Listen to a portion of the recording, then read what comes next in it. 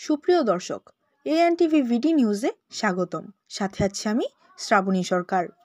শহীদ বুদ্ধিজীবী দিবস উপলক্ষে পুষ্প অর্পণ ও আলোচনা সভা অনুষ্ঠিত। অনুপ তালুকদার, হাওড় অঞ্চলের প্রতিনিধি। সুনামগঞ্জের মধ্যনগর উপজেলা কেন্দ্রীয় শহীদ মিনারে পুষ্প অর্পণ ও উপজেলা কার্যালয়ে আলোচনা সভা অনুষ্ঠিত।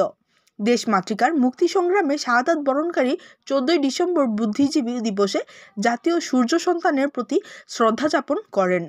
14 ডিসেম্বর বুধবার 10টায় উপজেলা নির্বাহী কর্মকর্তা অতীশদর্শী চাকমার সভাপতিত্বে নির্মল চন্দ্র তালুকদারের সঞ্চালনায় আলোচনা সভায় বক্তব্য রাখেন বীর মুক্তিযোদ্ধা Ali Yunus, officer in charge Emran Hossain, Madhyanagar BP school and কলেজের অধ্যক্ষ বিজন কুমার তালুকদার, মৎস্যজীবী লীগের আহ্বায়ক রুহুল আমিন খান, মধ্যনগর প্রেস ক্লাবের নির্বাহী সভাপতি আতিক ফারুকি, মধ্যনগর প্রেস ক্লাবের সাধারণ সম্পাদক অমৃত সামন্ত, মধ্যনগর প্রেস ক্লাবের কোষাধ্যক্ষ সুরঞ্জন তালুকদার, উপজেলা কর্মকর্তাগণ প্রমুখ।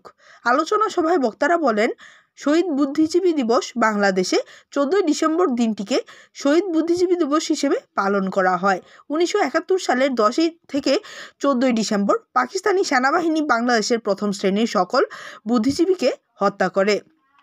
এ কাজে বাংলাদেশের মধ্যে রাজাকার, আলবদর আর শামস বাহিনীর সদস্যরা তাদের প্রত্যক্ষ ও পরোক্ষভাবে সহযোগিতা করেছিল। বুদ্ধিজীবী হত্যার স্মরণে বাংলাদেশের ঢাকায় বুদ্ধিজীবী স্মৃতিসৌধ স্থাপন করা হয়েছে এবং আগামী প্রজন্মের কাছে এই দিনটিকে স্মরণীয় করে রাখতে দিনটি যথাযথ মর্যাদা পালনের লক্ষ্যে বক্তারা বলেন। এএনটিভি নিউজ ডেস্ক।